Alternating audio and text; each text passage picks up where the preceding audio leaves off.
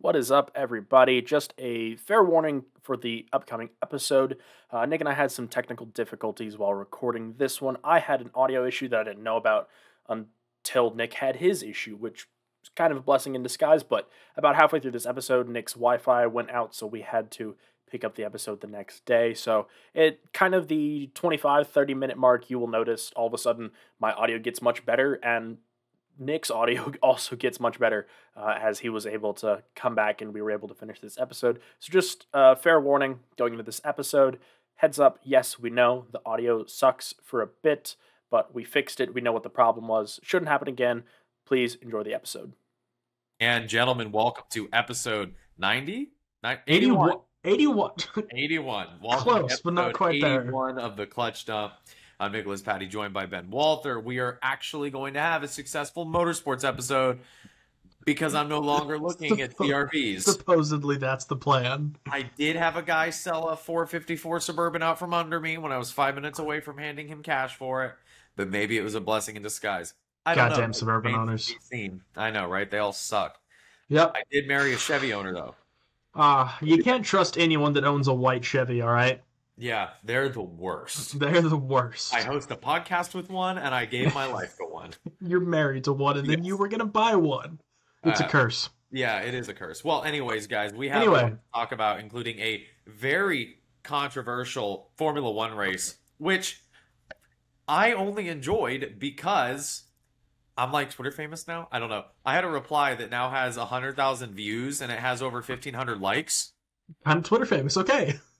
And I didn't think it was that hot of a take, but we'll get to that a little bit later. And then we're going to be talking about NASCAR at the Roval. Ding, ding. Guess who it is? And then we also have more.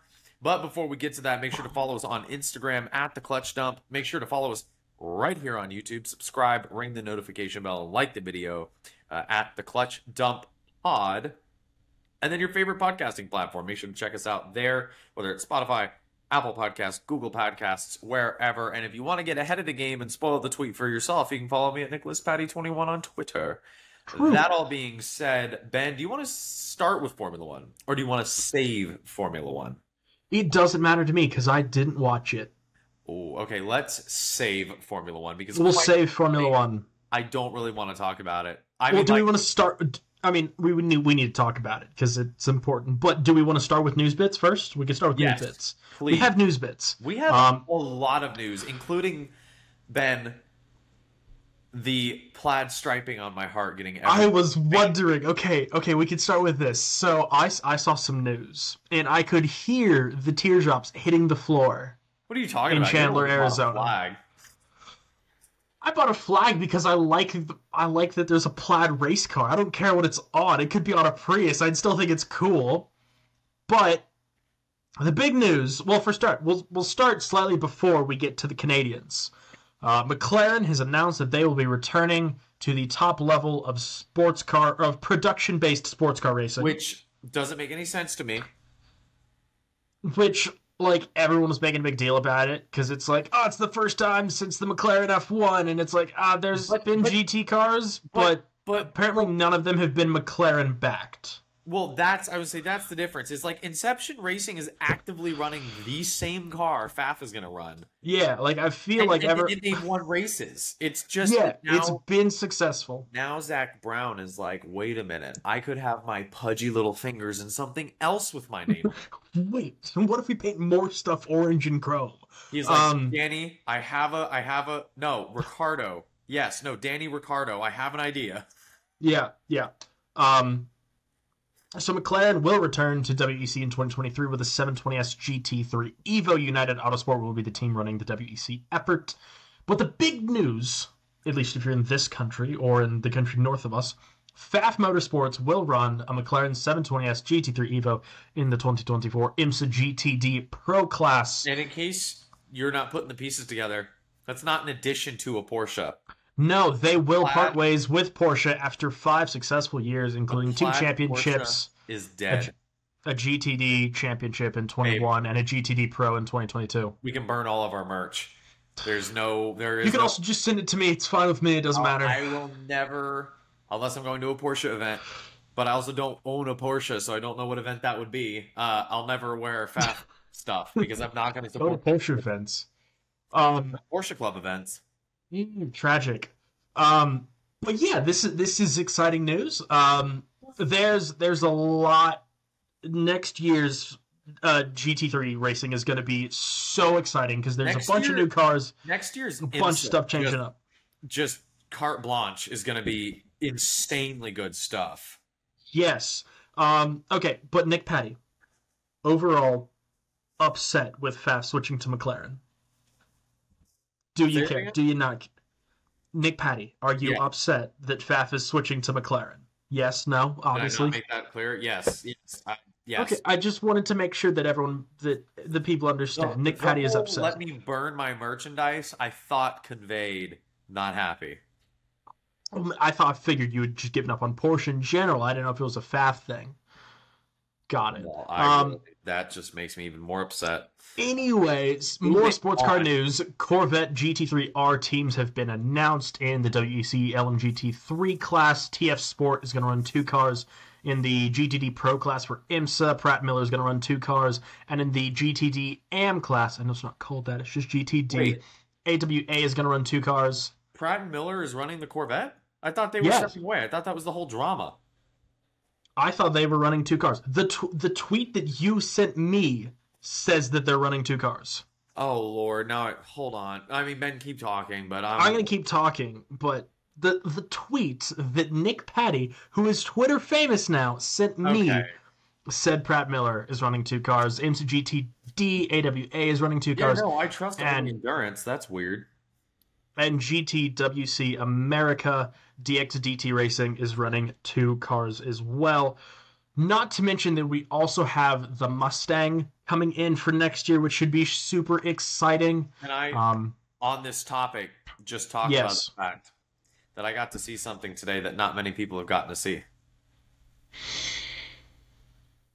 I was going to try to make a joke, but I couldn't get one in time. Go ahead. Ben has that problem a lot. A C8 Z06 opened up flat out on track. True, as most of them just ends up parked in garages. Or at auctions. And or at auctions where they sell for way too much money. It sounds maniacal. Like very not American. But that's the thing. As I was gonna say, it sounded great. And I'm not kidding you. This may just be a poor reflection on me. It will be, but go ahead. Motor Trend had a fully built Lotus Exige Cup sitting at the track. Way cooler than a Z06. And I heard the Z06 exhaust, and I turned to my coworker, I was like, oh, is that the Exige? And they're like... That's tough. That's a rough one. But, inside an office building, the Z06 is not so unabashedly American that I would have been able to instantly know that's a V8. There's nothing American about it, other than the fact that it's a Chevy. That's it. So, nothing American. You mispronounced, yeah.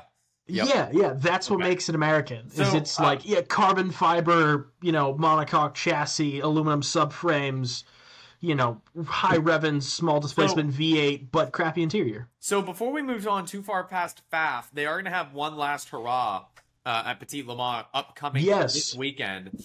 And Kevin Estra is going to be sharing the car with Klaus Bachler and Patrick Pile. Which should be a fantastic time. If they don't win the last race with Porsche, I will shoot my merchandise and then burn it. I don't think that'll make a difference to the merchandise. It'll look cooler. Okay. But yes, Petit Le Mans coming up next weekend. Stay tuned for coverage of that. More sports car news. The Aston Martin has confirmed that there will be a factory-backed Valkyrie, IMSA, and WEC program. It is in development for the 2025 season. They're doing it in association. They're partnering with Heart of Racing, so that should be super cool to see. A lot of people are like, oh, it's just going to be an AMR Pro that they put a livery on, and it's probably not going to be that. It's going to look loosely like an AMR Pro, but they probably have to adjust it a lot to meet the WEC and IMSA regulations for hypercar, but that is super exciting to see. We saw a bunch of rumors of that. Aston Martin officially announced it, which is super cool that they're backing the program, because for a while it was talks that it was going to be some third party, like an aftermarket type thing, like if you bought an AMR Pro, yeah, if you bought an AMR Pro, you can send it to this company and they'll convert it into a hypercar legal car, and then you can go race it and that sort of stuff. But it's super cool that Aston Martin is backing it. I'm assuming they saw all the news and the hype around it, and they're like, yeah, we could probably do that. Aston Martin was like, oh shit, we're a car company. We could build this. Oh wait, we did. We could just build it into a race car. So Aston Martin doing what they should have done from the get-go. Moving on to other news. Hold on. It was Cadillac related. One moment. If you like V8s and you like America and barbecue and freedom. Okay, Cadillac is only going to be represented still with one car in FIA World Endurance Championship in the hypercar class. That's according to GM's Motorsports competition director. Ahead of Petit Le Mans next weekend that we just mentioned, that you have to watch if you like racing. Don't tell me you're a racer. You don't watch it.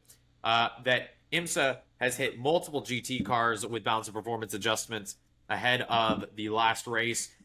If I had to take a gander, the Paul Miller Motorsports Racing BMW that set a new record for most wins in a season and clinched the championship with a race to go for like the first time. I'm assuming that car's going to be a bit slower. If I had to guess, that might have a part to play. Just like that might. Or they just hate Nick Patty and they're just gonna make the Porsches even worse. Faf is gonna show up and they're gonna be like, you get less aero and less power. Why is it a 4-cylinder? And they're gonna be like,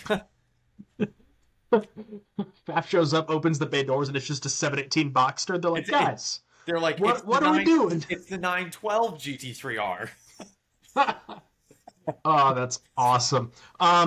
Some more news. Ash Sutton was crowned a British touring car champion for the this past weekend for the 4th time. So congratulations to Ash. It's Tuesday, isn't it? Sorry, I had to. Oh, we didn't need to go that far, but thank you. We don't cover British touring car that much, but we did want to give a shout out to Ash Sutton. We have some MotoGP news, which feels like kind of old news at this point, but to be fair, we had a botched motorsport episode. And then we didn't record for like... I don't know how that happened. 8 days. Well, Nick Patty was getting a car, so we kind of took a left at CRV. Update, Nick Patty does not have a car. Does not have a CRV. Although I did get my second loaner vehicle today that I have to do a break-in on. That's exciting. 392 Scat Pack, 6-speed wide body? Is it a 6-speed? That's pretty rad, actually. That's cool. It's really nice. Fresh. That's pretty cool. This clutch and a Tremec. Oh, so smooth. Color? Octane red again. I mean, good color, though. It could have been black. Black would have been lame. That would have been hot. I mean, like, it would have been hot, but at least it's got some color to it, you know? Like a guy in a white Camaro. I don't like that my car's white.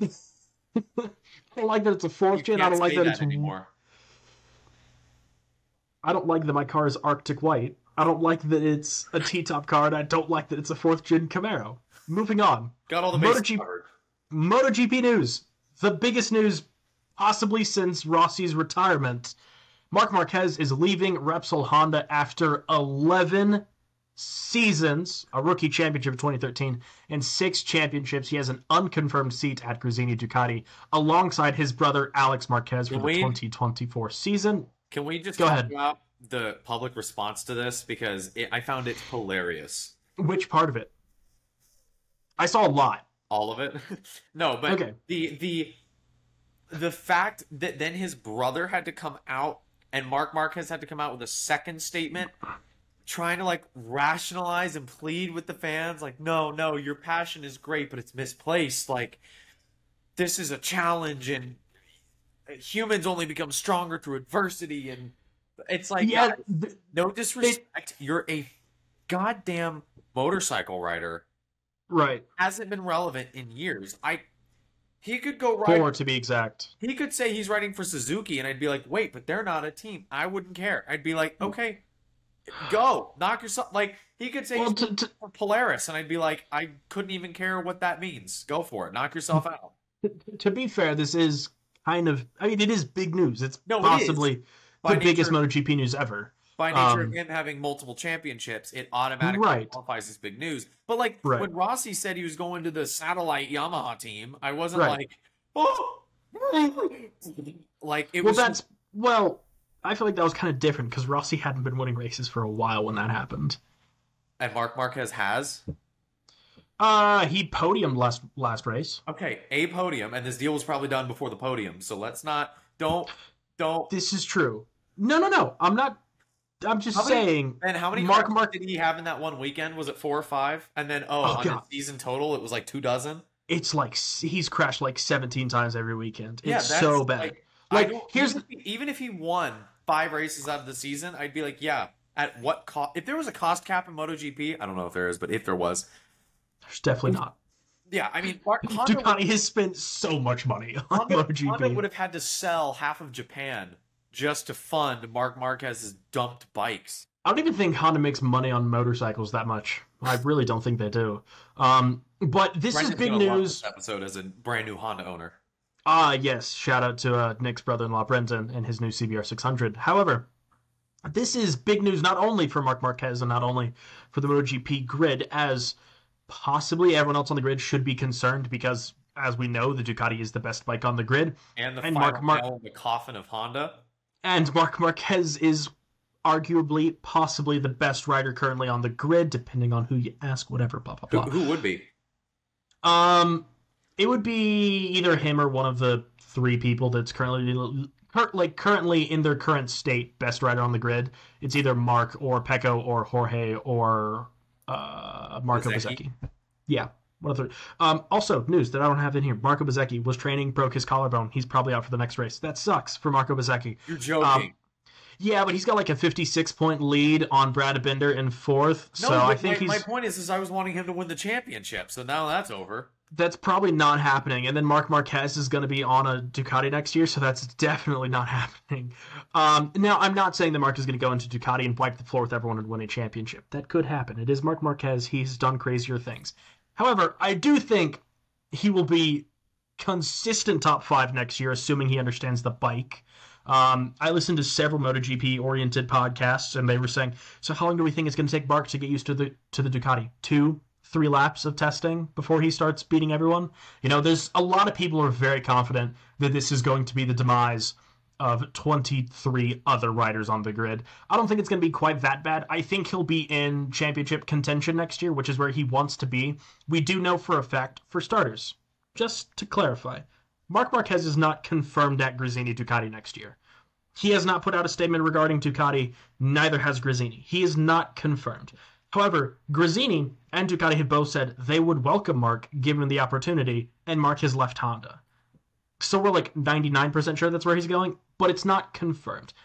If that happens, there's a good chance Marc is going to do very well next year, and probably the best he's done in the past 4 seasons since his crash in 2020. Which one? This also the one that put him out for a while specifically, but I think this is going to be a huge problem for Honda, or it could be one of the best things ever for Honda. So it could be a downside because Marc and all of his fandom is leaving Honda and going to wherever Marc goes. Honda also has the best livery in the history of motorcycles, other than okay, they have the 4th best. Other than whoa, that was a quick jump. Other than Yamaha 2011, Ducati 2012, and Yamaha 04 when it was all camel. All of those are good answers. I'll allow all that. By the way, I gave your brother like 6 ideas for liveries that he needs to put on his bike. So yeah, I'm eager to see which one. Yeah. But this could be a really good thing for Honda in that it gives them a fresh start. They've been developing a bike for the past 11 seasons around this one guy, and it's made it unrideable for anyone else. So it might allow them to take a more Ducati approach and make a good bike that everyone can ride. This could be a good thing for them. Unrideable for everybody else, but who's crashed the most on a Honda? The man who's won the most championships ever on a Honda. So, and also the bike was designed around. So, listen, if I was Honda and Marc was like, hey, do this, and then I did it, and then he crashed, and he came back and he goes, okay, now I know what it needs. Do this, and then I did it, and then he crashed. And then if he came back again and he said, okay, so those 2 times, I think I know we need to do this, and then I did it, and then he crashed, I'd be like, maybe it's not the bike. Yeah, maybe it's you. It's just his riding style. He has a very, very aggressive riding style. Yep. Another thing that is currently floating around the rumor pool at Honda is that Johann Zarco, who recently signed to leave Pramac Ducati to go to LCR Honda, the satellite team, that deal was done before Mark left Repsol officially. So current rumor is that he's actually not going to race for LCR and should get bumped straight to Repsol alongside Joan Mir. And then Iker Lecuona is going to move from World Superbike to LCR Honda, given that he already rides for Honda, and that would be an easy, simple transition for them. So that's the current rumors. However, the most exciting thing happening next year in MotoGP, despite Marc Marquez moving to Gresini Ducati, is that Pedro Acosta is getting a seat. Pedro Acosta will replace Paul Espargaro at Gas for the 2024 MotoGP season. Paul Espargaro agreed to step aside after being out from March to August following his crash in practice at the Portuguese Grand Prix. He'll be a test rider for KTM and will be a wild card at several races next season. Paul Espargaro is not gone forever. He's just moving to get to a test rider position to make room for Pedro Acosta. We kind of knew this was going to happen. Rumors were floating around for a while that it was going to be Augusto Fernandez losing his seat because KTM likes to fire their rookies for some reason. But Pedro Acosta has been announced. He will be on the Gas bike next year. And everything I've seen, people are talking about if he can pull a Marc Marquez and win a championship his rookie year. I mean, this guy is held in that high of regard as far as his riding skill. I think he's going to need a bit more than last year's KTM to do that.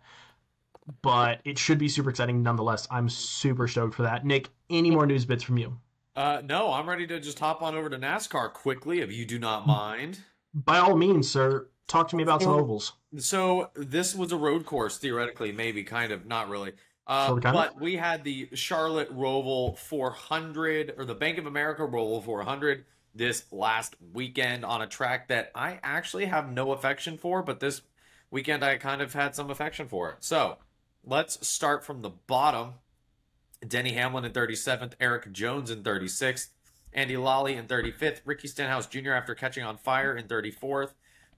Funny meme because the car caught on fire and he was sponsored by Totino's. So then after the race, JTG tweeted, "We left our pizza rolls in the oven too long." Good marketing. Wait, Ben, you had no reaction. I don't feel like you heard it. Sorry, I'm pulling up notes for my next thing. I'm very sorry. Very funny. Yay! Laugh track insert here. Daniel Suarez in 33rd, Michael McDowell in 32nd, Ty Dillon 31st, Zane Smith 20th, Mike Rockenfeller in 29th in the 42 car, Chase Briscoe 28th, Austin Hill 27th, Josh Bilicki in 26th, Austin Cindric 25th, Harrison Burton 24th, Todd Gillen 23rd. Also, happy birthday to Harrison Burton. He just turned 23.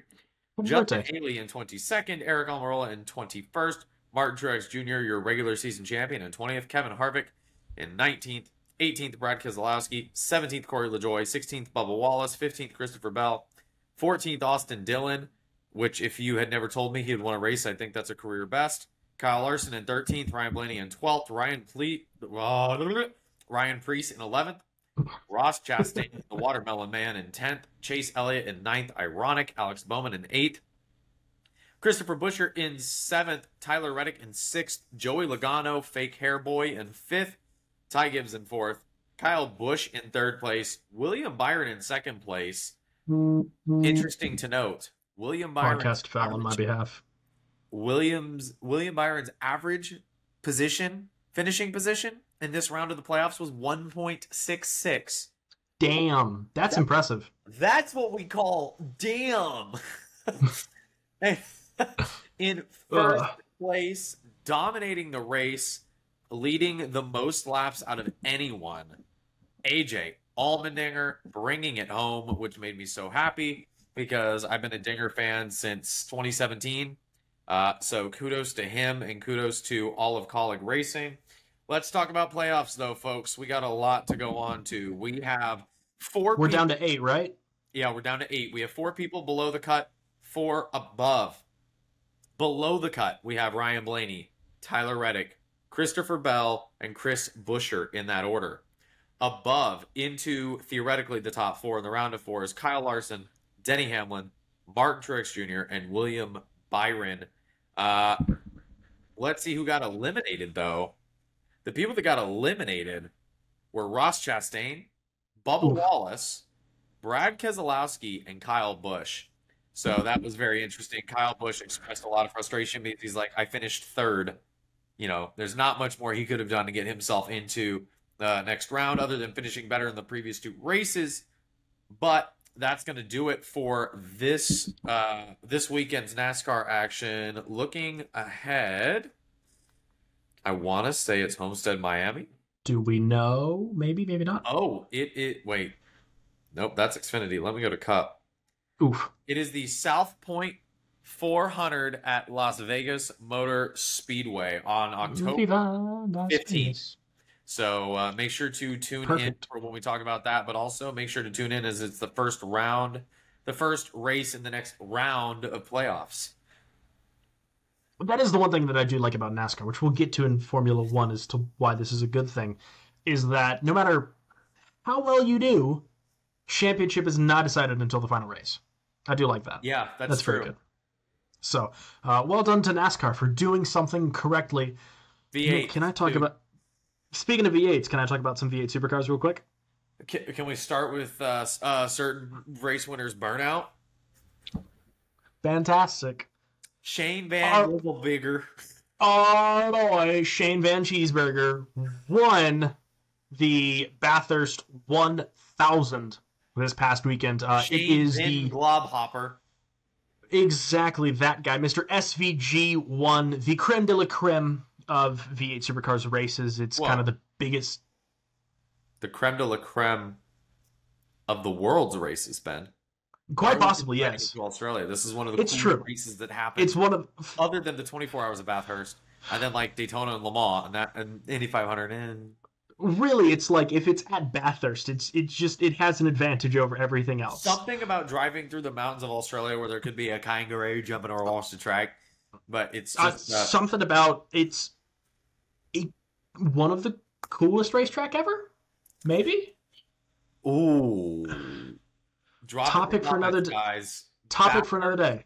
Bathurst, the Nürburgring, or not Le Mans. Le Mans not. Le Mans cool because it's old, but it's not really once they added the chicanes to the straight. It's not at old Le Mans, not new Le Mans. Listen, when you couldn't kill yourself going down the straight.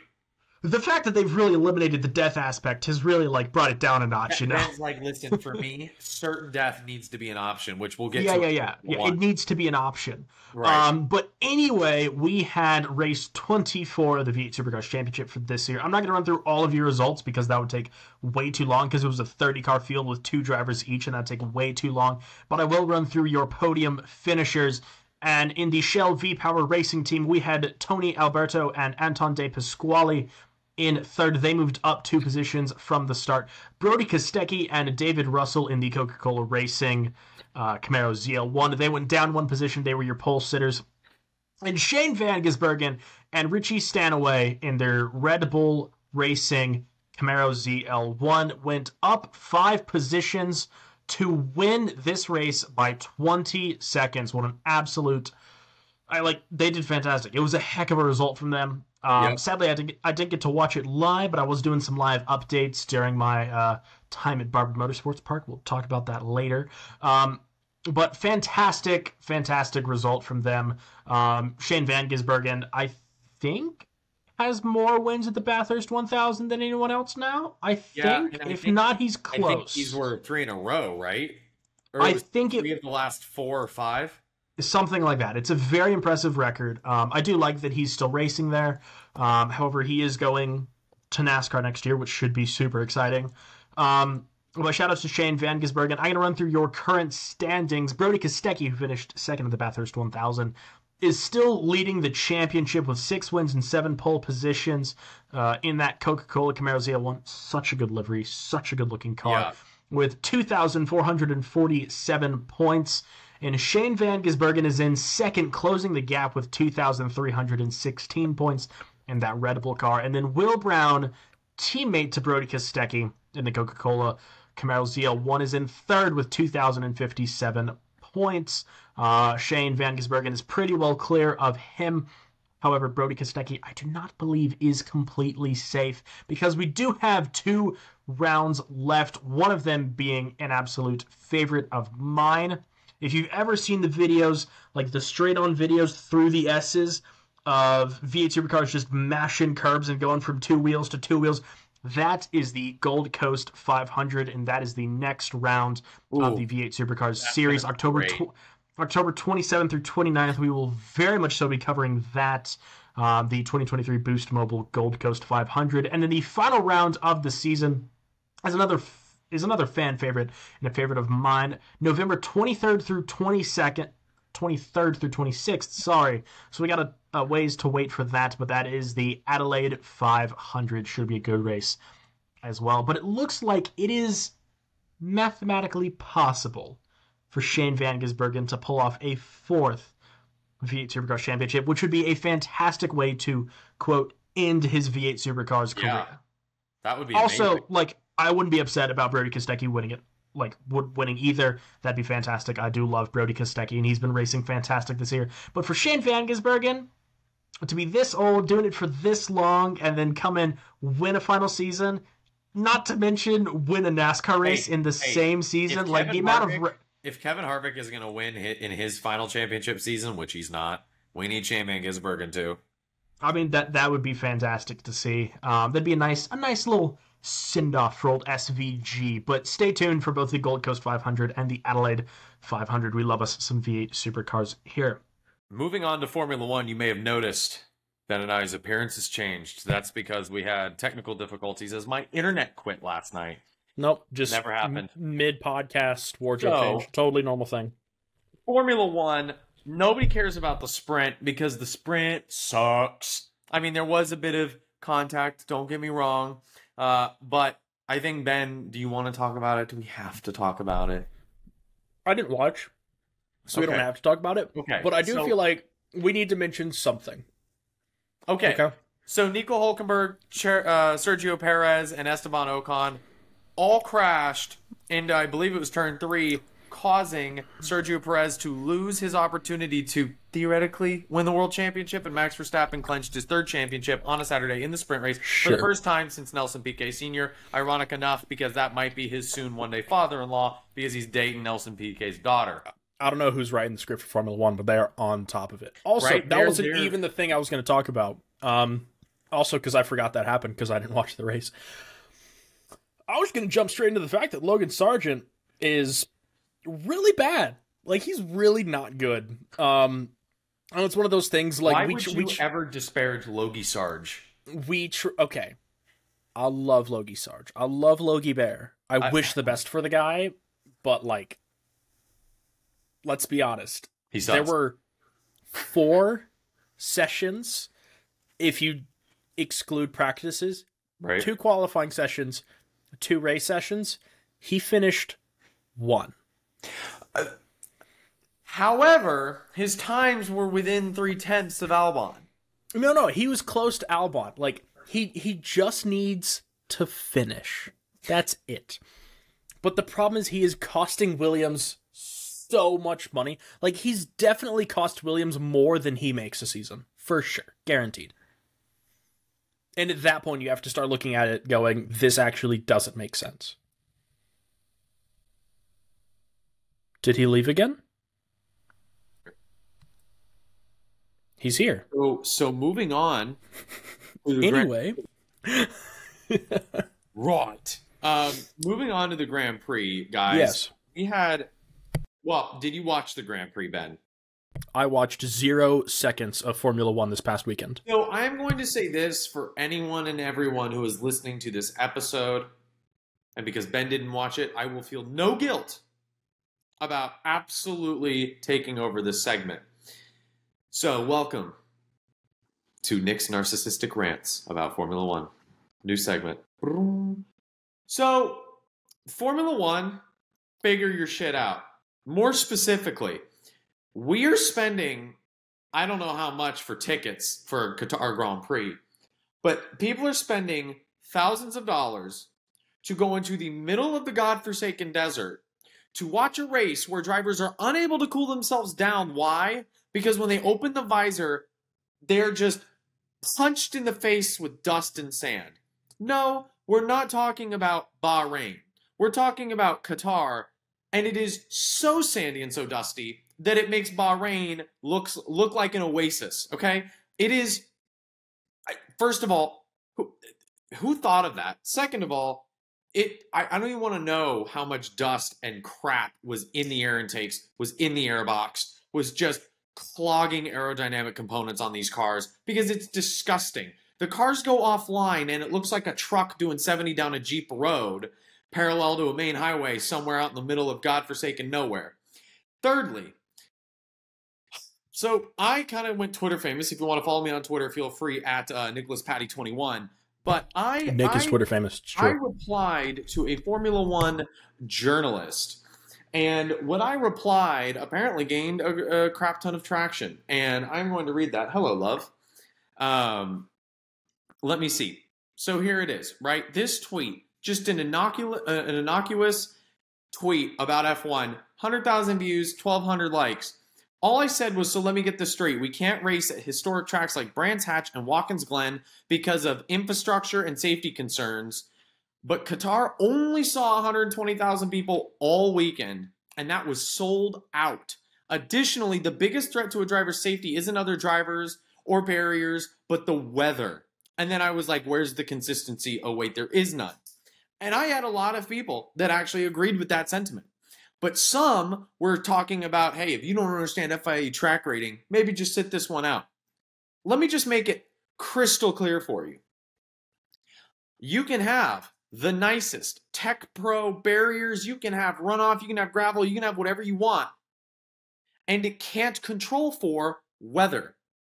So yes, Qatar is an FIA safety rated track that meets all the requirements, can be on the calendar. But what's the point of meeting all those requirements if it's in such an inhospitable place that the drivers physically are unable, in most cases, to finish the race in a condition that you would consider warranted? Now, it was impressive when Senna finished in Brazil in '91 and he was cramping after the race, and he's gone down as a hero in motorsport because of that. Well, obviously, a lot of other things, guys. I'm talking about high-level like highlights here. That was one of his crowning moments, was winning his home Grand Prix and being physically exhausted. But that wasn't the entire field. And also, that was in an era where safety was not the one and only concern. So if we're in an era where safety is paramount, it is the standalone most important concern, maybe we should consider the weather of the races as a concern. I refer you to World Endurance Championship. Why has there not been a Lone Star Le Mans in close to a decade? Because it was too hot. And the drivers and the teams were having health issues as a result of running the race. I don't remember when, but I want to say it was like September, October. It was like 95 to 105 degrees. And they're like, listen, it's just too much. We can't realistically do this in a safe manner. So now they're returning nearly a decade later with a different calendar, with a different date for it. So if you're going to run Qatar, run it on a different date. And I know everybody goes, oh, well, they're running it because of oil money. They're running it because of money, blah, blah. It's like, guys, I'm not so dense I don't get that. It's true. What I'm doing is I'm calling attention to the fact that it isn't safety. That's not actually what is the primary concern. Liberty and FIA only give a shit about money, and they're willing to risk the safety in this scenario. Now, before people get on me and go, well, the FIA is actually reviewing blah, blah, blah to make sure this doesn't happen.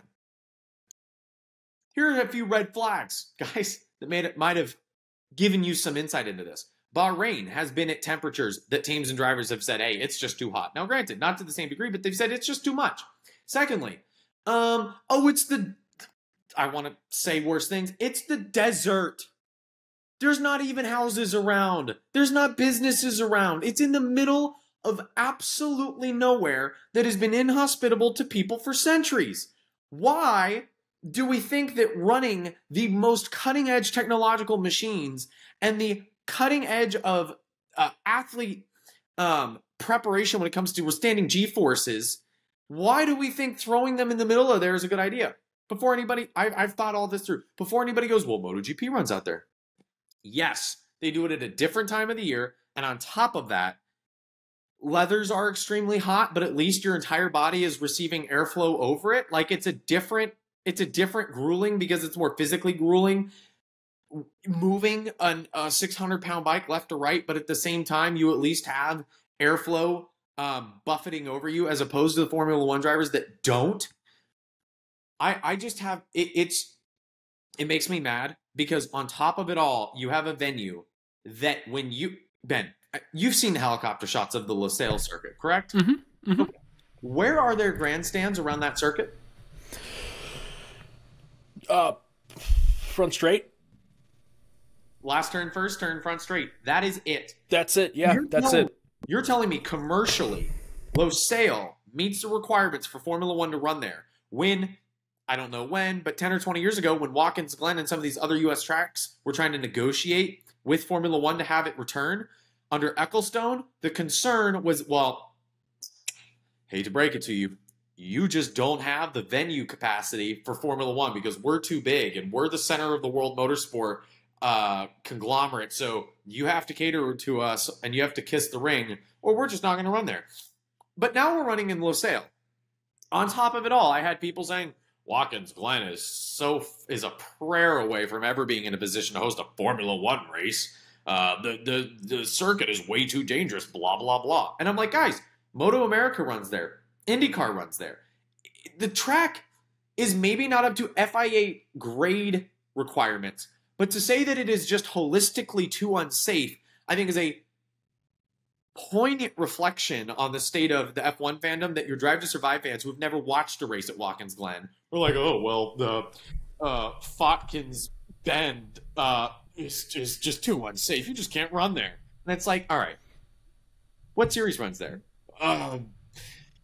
Hobbyists, no pros run. It's like, no, you're... Anyway, that's my... Anyway.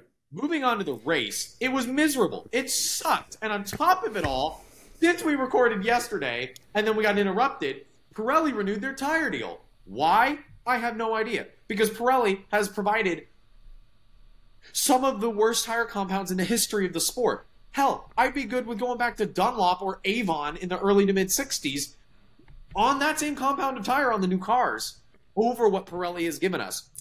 Formula One tried to get Michelin, and Michelin told them no. Bridgestone apparently was bending over backwards to make the deal happen, and F1 turned away Bridgestone. Yeah. Explain that one to me. It's probably because Bridgestone would have made too good of a tire. Oh. It would have been a contract that makes sense. And so this is why Michelin said no. Michelin openly said, Formula One asked us to make a tire. They gave us the requirements. We can't make a slick that wears out that fast. This is the ultimate their softest compound would have lasted like a whole race. Like it just the ultimate problem with Formula One is the same exact problem that NASCAR ran into. And Lord Ben, I will pay you, or I will only turn left to cut this entire rant, and we throw it up on YouTube as a separate commentary on the state of Formula One. NASCAR and Formula One try too hard to fix the races. Yep. And by fix, I don't mean remedy. I mean create from the get-go the predetermined sandbox that people get to play within. Ben, Let me ask you something. Is there more or less strategy options in World Endurance Championship and the GTP program than there are in Formula One? Oh, infinitely more so. And a large part of that is due to the fact that a Michelin tire in a... Let's see, their shortest race is the 1,000 kilometers of Sebring? I think that is the shortest race, yes. Fuji? Was Fuji 6 hours or 4? It was 6 hours of Fuji. Okay, so I think it's the 1,000 kilometers. But it's very close. On a World War II airbase, 2-3 sets of tires. Which, by the way, totally a safe racetrack, by the way, in case anyone was wondering. Very safe. So Michelin creates tires that theoretically in a Formula One race, you throw one set of tires on them. Imagine every car in an F1 race getting a set of hards, and that's it. Yep. You run your race. Start, go. Are you really good at tire management and squeezing lap time out of it like Fernando or Jensen or Lewis? Go or Max. Knock yourself out. And Ben, you and I have talked about this in a lot of previous episodes. This True. is Formula One as it runs does not reward experience and wisdom as much as it could. It does to a degree because we have instances in which Fernando or Lewis do things with their track knowledge that just other drivers can't. But if you said you have one tire, one compound, you can beat the ever-loving snot out of it. And if you're so much faster, if you can get that performance out of the tire, then you get a pit stop advantage. Right. You come in and do it again. Or you make it last. You conserve it. You're gentle on your tires, like Checo has been, like Max has been. He was making the softs last the maximum stint length in Qatar. There have been some races this year where afterwards you go back and you look at kind of the race replay of when people did pits and stuff, and was it Ocon? I think it was Esteban Ocon one race. I can't remember which race it was. Like 6. Well, he came in on... No, not even that. I think he came in on the second to last lap. Oh, you're talking... Okay, the other direction, yeah. He ran the entire race on one set of tires. It was Albon that did it. Yeah. And then, like, right at the end, just swaps tires because you have to. Right, because that's it's it. rules. Oh, because there's compounds. And this... So, anyway, to the Formula One race, what we saw was a race that was unprecedented in the sense that F1, for the first time, and the FIA required a maximum stint length of 18 laps per tire. Does not matter the compound. Does not matter when you put it on. You can only run it for 18 laps. And if you didn't and you ran further, you got penalized. Now... And by penalized, he means disqualified. Call me crazy. That's bull. Like, so wait. Let's say you're Max, and you can just squeeze the life out of those tires. Formula One is saying, sorry, you theoretically deserve all of the benefit of being able to do that, and we're just going to cut you out at the knees. We're going to chop block you in football. I believe it was technically Pirelli that told the FIA that they should shorten those stints. But that they should make this stint requirement. No. Like, kick rocks. This is a motorsport. Like, this goes back to... Yeah. This goes back to, and I know I'm going to piss off the team LH forever, still we rise, LH44, Mercedes, idiots. When Michael Massey goes, it's a motor race and we want motor racing. Put fuel in the car, throw a set of tires on there, and just go race. Like, I'm not saying get rid of all penalties for on-track stuff, but when it comes to fueling and tire requirement, just go out there and race. Do you think Jim Clark, like, would Jim Clark be a legend that he is if when he had a 3.5 minute lead at Spa in like 62, the FIA was just like, oh, hey, by the way, Jimmy, you have to come in. We are going to actively, with the 3-minute advantage, pull out your Cosworth V8, and we're going to throw in a 4-cylinder. And, oh, by the way, now you have to do it on the bare rim with no tires just because we decided to. I don't think anything that extreme happened. They did it because it was a safety concern. But that's the thing, is it's clearly not if Max could make it last 18 laps. They didn't say it wasn't possible, but Pirelli said the tires are wearing too fast. There will be blowouts. Build a better tire. They don't want them to build a better tire. If they build a better tire, they could run the whole race. They don't want to do that. This point, which is the FIA needs to stop fixing crap and just let Pirelli build a tire, one tire. It could be the soft, and you have to change 5 times. But hard, and you don't have to change it all. I don't care what it is. Just pick one compound and let the teams figure out what they want to do. I like having the multiple compounds. It adds to the strategy. Well, okay, Ben. Thanks for just undercutting everything I said. Okay, moving on to... Nick Petty's wrong. Anyway, moving on. Moving on to our qualifying for the race. I'm going to run through this very quickly, and then I'm going to run through the race results pretty quickly. In last in quali, we had Zhou Guan Yu, then Kevin Magnussen, then Liam Lawson, Lance Stroll, Logan Sargent, Nico Hulkenberg, Alex Albon, Sergio Perez, Carlos Sainz, who ended up not starting the race, Yuki Tsunoda, Lando Norris, who did not set a time, Valtteri Bottas, Esteban Ocon, Pierre Gasly, Oscar Piastri, Charles Leclerc, Fernando Alonso, Lewis Hamilton, George Russell, and Max Verstappen. Into the race, Carlos Sainz did not start. Lewis Hamilton was taken out at turn 1. I shouldn't say that because he wasn't taken out. He took himself out at turn 1. Lewis Hamilton was taken out by Lewis Hamilton in turn 1. Exactly. Logan Sargent in 18th. And then our finishers, Liam Lawson, Nico Hulkenberg, Yuki Tsunoda, Kevin Magnussen, Alex Albon, Pierre Gasly, Lance Stroll, Sergio Perez, Zhou Guan Yu, Valtteri Bottas, Esteban Ocon, Fernando Alonso, Charles Leclerc, George Russell, Lando Norris, Oscar Piastri, and then Max Verstappen in first place, clenching his third championship on Saturday, but then finishing the whole weekend in style by getting the Grand Prix win on Sunday. A couple talking points from the race was obviously the heat exhaustion. Lando Norris confirmed in the post-race conference that several drivers were in the medical center after fainting. Yep, real bad. Lance Stroll, who went immediately up to the emergency services after he got out of his car because he was feeling unwell. We had Logan Sargent lifted out of his car. We had Fernando complaining about how hot the hybrid system was under his seat to the point where it literally burnt the backside of his suit. On top of that, we have the kind of the biggest on-track controversy, which is Lewis Hamilton and George Russell. Lewis Hamilton has had admitted after the fact it was his fault. I am going to preemptively respond to something I've seen on Twitter because, as Ben knows, Twitter F1 is a wretched hive of scum and villainy. I'm not on Twitter, so I don't know. George Russell said, I didn't see Lewis coming up my outside. I didn't mean to hit him. And then your Team LH, still we rise. Lewis, oh my God, look at his outfit that he wore in the paddock group. They pulled up the 360 cam from George's car that wasn't even broadcast. Yep. They pull that camera up, and George checks his mirror to the side that Lewis is on, and then he looks back in front of him going into the corner. And they're like, oh my God, he totally saw him. Mercedes needs Valtteri back. That's a real team player and a number 2. And if it was just for George not being on the team, Lewis would be a 14-time world activist.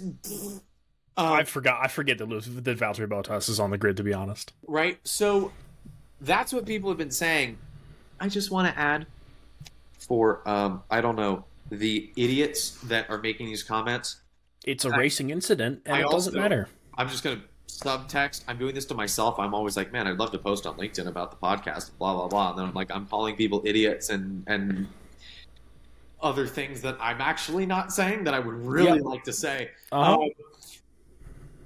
George looked in his mirror when Lewis was behind him. Then going into the corner, he's not looking into his mirror. He's looking at the apex. And that's when Lewis goes across the front end. Yep. So George, when checked his mirror, he knew Lewis was behind him. A-okay. And then people were like, just so people know,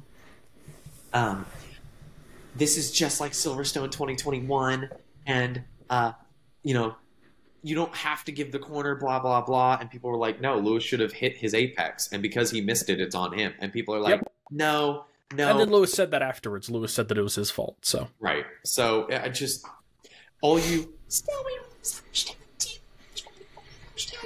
AMG Toto's my bestie Lewis himself said it was his fault. Toto is my bestie, though. So. All right. Well, anyway, I am very angry because this race was boring. Fernando was like Doc in Cars going sideways, turning into the slide through the gravel. Dude, this weekend is... Each race weekend I watch, Ben, I am getting more and more callous, and it is just every time I'm like, no, I love Fernando. I will watch. There's like another reason why I'm like, God damn it, this sport sucks. This is why I just left for the weekend. I just went to Alabama, and I was like, I'm just going to go where I don't have Wi-Fi and can't watch the race. On the bright side, ladies and gentlemen, this upcoming weekend, we have NASCAR at Las Vegas, and we have IMSA Petit Le Mans, which is going to be probably the best race of the season because we have 2 championships with 3 teams vying for the win in the championship. And it's all coming down to this last race. Also, fun fact, to have the same track density that you're going to have at Road Atlanta, you would have to have a 75-car grid at COTA. Jesus. To have the same... And by track density, do you mean cars per mile or whatever. Yes. That's what we're going with. Nice. Sick. So excited for IMSA, dude. That'll be good. It feels like watching F1 feels like having a shitty day at work, and then IMSA is like you blasting music with the windows down on the drive home. Never have more accurate words been uttered. It's true. It's very true. Like, it's soothing for the soul. It's like you walk out of that door, the door at work closes behind you, and you just shout, God, it's the weekend. That big sigh. You kick off the shoes when you get home. You crack open a cold one and sit on the couch, and that is IMSA to my motorsport soul. That's a couple things before we finish off the second part of our motorsport disaster. What are you talking about, Ben? This is the only episode. Sorry, part one, of course. I actually might be wearing the same shirt. I'll have to go back and check. Damn it, Ben. Nick, our Formula One wager. Oh, no. No. It's getting better for you. I don't believe that, quite Not frankly. good, but better. Well, thanks. So, for those of you that are just joining us, by the way, quick shout out to the interwebs. Thank you for 12,000 views on the YouTube channel. Appreciate it. More subscribers. We've been growing on there, and we're at 61, so hopefully we can hit 12.2 thousand views now. So shout out to my dumb Lamar video that I guess the internet likes. Yeah, I don't know. what the hell? I was so pissed about that. I was like clearing out SD cards for Barber this past weekend. Yeah. I was clearing them out and I found one that was like half full. I'm like, what is this? And it's like, oh, I forgot that I recorded video and then I did video and photos on a different SD card. And then I just lost the SD card. And then I found it. But for those of you that are new or don't remember, Nick and I did kind of a preseason prediction podcast. There were a lot of P's going on in that one. And we predicted the everything before preseason testing even happened. We knew absolutely nothing. It was all purely guesstimations. And the loser has to buy the winner one piece of reasonably priced Formula One merchandise. Which no longer exists. That's an oxymoron now. It's true. But in the Drivers' Championship, Nick has 3 points. I have 2. Interesting. May I note, last time we talked about this, Nick had 3 points. I had 5. Ooh. This week is shaking it up. Never mind. I love Qatar. I lost. So Valtteri Bottas surpassed Nico Hülkenberg in the championship. So I lost Nico Hülkenberg. And then Lance Stroll dropped 1 place. Dropped 1 place. So I lost Lance Stroll. You received Lance Stroll. Oh. Lando Norris went up a position, surpassing George Russell. So we both, so I lost Lando Norris. So that's what's happening there. However, holding strong in the Constructors' Championship, Nick has 2. I have 7. What the hell? So, I have the top 3 pretty much confirmed: Red Bull, Mercedes, Ferrari. That one. And then we both have, this is where it could get spicy. We both have Aston Martin 4th, McLaren 5th. This is a problem. In order for you to lose those, I have to lose them. So, in order for me to lose them, you also have to lose them, which means you would have 0 Constructors' Championship points, which could be a problem. But it looks like as we're approaching the end of the season, your driver's lineup is looking much better than mine.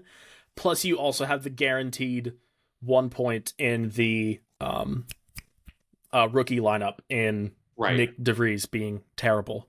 So in the end, Nick has 6 points. I have 9. That's not terribly. All that has to happen is a mild shakeup in the top 4 of the constructors, and you lose points and I don't. Or the very bottom of the constructors has to get shaken up, and then it kind of goes either way. I'd like it noted, we have, 1, 2, 3, 4, 5, 6, 7 more races. That includes sprints, by the way. We're down to technically 5. 1, 2, 3, Coda's 4, next. 5. Coda is next. I'll be there.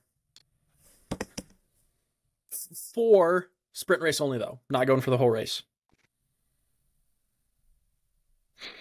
So what? You sell your bike to be able to afford the tickets? No, they did 1 day passes. It was like $120. Yeah, but for the sprint. Yeah, but I have seats. What? I'm not general admission. I have seats. What corner? Turn 4.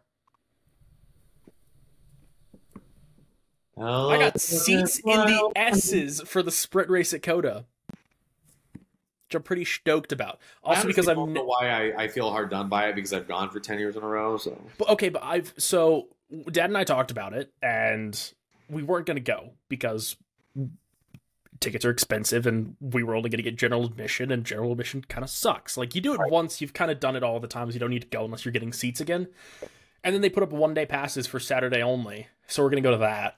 So we'll get to watch Le Mans, but that does mean I get to watch F2, F3, Porsche Carrera Cup, Super Cup, one of the two, whichever one's happening, and then a sprint race, which is pretty neato. I'm most jealous about Super Cup.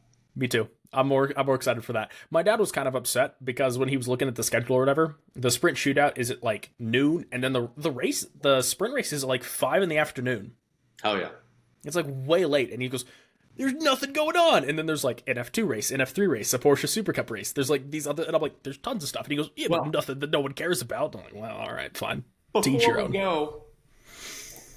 I got to see Motor Trend doing some cool stuff on the racetrack today. And that'll be on Motor Trend for Christmas. Which it was weird pulling up and seeing Christmas decorations and stuff on the track. Oh, television. Yeah, that's weird. Yeah, but I got to see a bright orange Z06 rip it flat out around the track, which sounds so good. I turned to Kim, my boss, and I was like, man, it would have been cool if we were a Chevy school. You're like, maybe next time. Hear me out. And then, the most ruckus, rowdy Lotus Exige I have ever heard in my life. It's like a built Lotus Exige Cup, right? Oh. So good. So good. It was louder than the Z06 opened up, and I was just... Weird, random tangent. I thought I saw an Emira the other day. Where? San Antonio. Like, just driving on the highway. I tried to catch up to it, but I wasn't in my car, and that just didn't happen. Also, if I was in my car, probably still wouldn't have happened. But I thought I saw an Emira, like, by the taillights. But then I went back and looked at Emira taillights, like, on the Googles, on the interwebs. You are, as you would. And it might have actually been an MC20, which I've also never seen in person. You have? Which is good. I've never seen an MC20, yeah. There was the only one I had seen was up at the Exotic show up in Austin that I went to before we moved. But anyways. Yeah.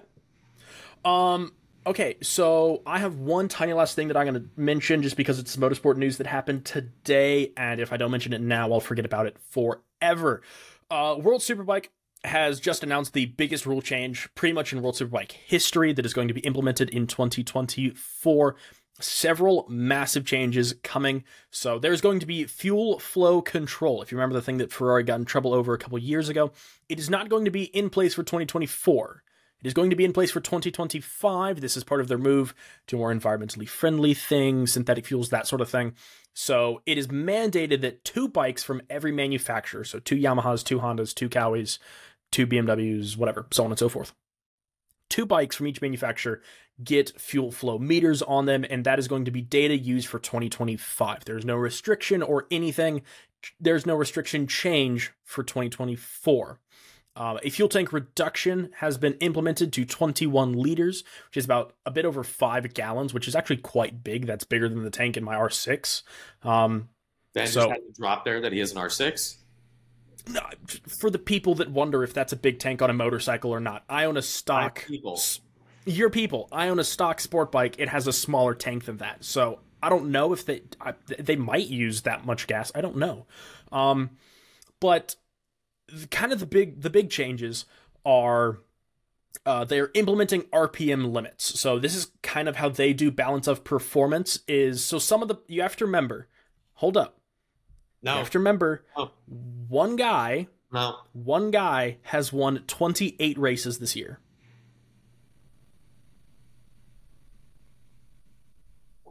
I don't care. Okay, I know, because it's on two wheels and you don't have taste. But they have I watch MotoGP. I was a Rossi fan, so Yeah, I would say the big problem is there's not a VR46. So the thing with the RPM limits is normally they change them like every couple of races, kind of like BOP does. And basically what they did was they just kept giving Kawasaki more RPM and taking more RPM away from Ducati, and Ducati somehow still kept winning races. It wasn't working. So what they're doing for 2024 is they're setting the limits at the start of the season, and then they're never touching them again. So that's the big change with that. You better hope they get it right. I certainly hope so. They are allowing more freedom with crankshaft and balance shaft adjustments. You are allowed plus or minus 20% of the homologated weight. If you don't build engines, most of that didn't make sense to you. If you build engines, that's huge.